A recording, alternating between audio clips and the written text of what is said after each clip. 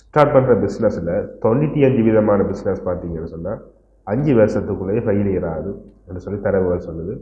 ஏன் இந்த ஃபெயிலியர்னு சொல்லி பார்த்தோமா, வித் 5 இயர்ஸுக்குள்ளே ஏன் வந்து லொஸ் ஆகிடும், இல்லாட்டி அந்த பிஸ்னஸை விட்டு வெளியில் போயிடும்னு சொல்லி பார்த்தீங்கன்னு சொன்னால், அவைக்கு வந்து தங்களோட பிஸ்னஸ் சம்மந்தமாக அவை ஒண்டர்பிரினர்ஷிப் சம்மந்தமான சரியான திட்டமிடல் இல்லை.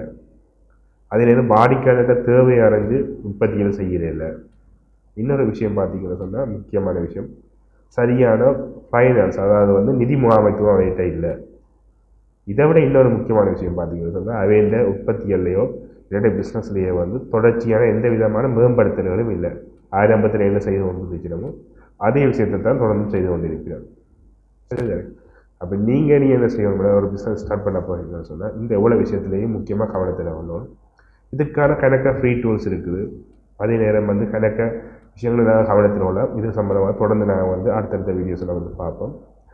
நாங்கள் வந்து ரதிமா பிஸ்னஸ் 2012 வந்து வவுனியாவில் இயங்கி கொண்டிருக்கிற பிஸ்னஸ் கன்சல்டேஷன் சம்மந்தமாக வந்து அடுத்தடுத்த வீடியோஸில் வந்து நான் தொடர்ந்து ஒரு பிஸ்னஸை வந்து எப்படி சக்ஸஸாக கொண்டு போகிறது, ஒரு பிஸ்னஸை சக்ஸஸாக கொண்டு போகிறதுக்கு அடிப்படையான விஷயங்கள் இல்லை, எப்படி மார்க்கெட்டிங் செய்யலாம், எல்லா விஷயங்களையும் வந்து கிட்டத்தட்ட ஒரு 100 வீடியோஸில் வந்து பிகினிங்லேருந்து அட்வான்ஸ் வரையும் போகலாம் அப்படின்னு யோசிக்கிறேன்.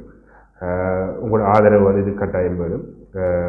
இந்த வீடியோவில் நான் சொல்கிற விஷயங்கள் சரியாக இருந்தால் கீழே வந்து ஜஸ்ட் அந்த கமெண்ட் பண்ணுங்கள். ஏதாவது உங்களுக்கு மாட்டு கருத்து இருந்து சொன்னால் அந்த விஷயத்தை கீழே வந்து உங்களோட கருத்துக்களையும் கமெண்ட் பண்ணுங்கள்.